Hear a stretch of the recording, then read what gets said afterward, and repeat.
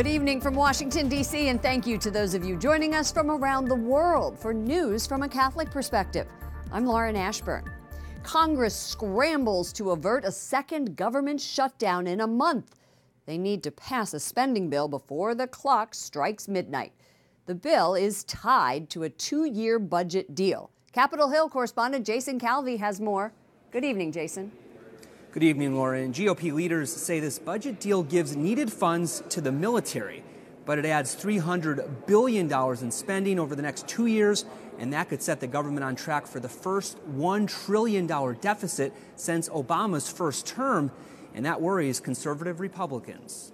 Yeah, it's just intergenerational theft, right? I mean, we're getting all the benefits of current spending right now on the credit card, and then the kids are going to pay off our credit card.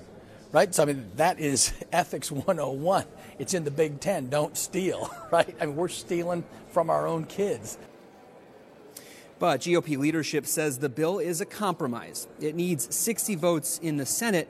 Republicans only have a 51-seat majority, so they do need to work with Democrats to get the spending bill passed. The number 2 Senate Republican questions why members of his own party oppose the deal.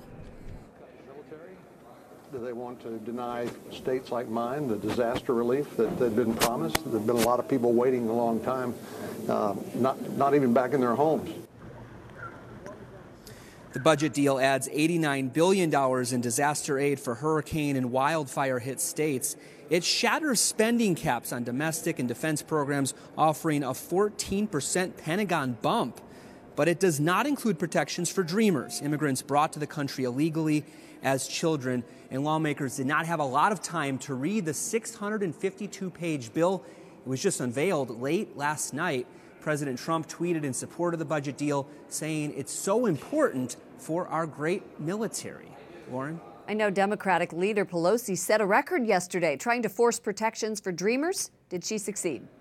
You're right. Democratic leader Nancy Pelosi set a modern-day record, speaking on the House floor for more than 8 hours in support of protecting dreamers. Speaker Ryan says today that stamina is impressive. He reiterates he'll bring an immigration bill to the floor after they pass this budget deal.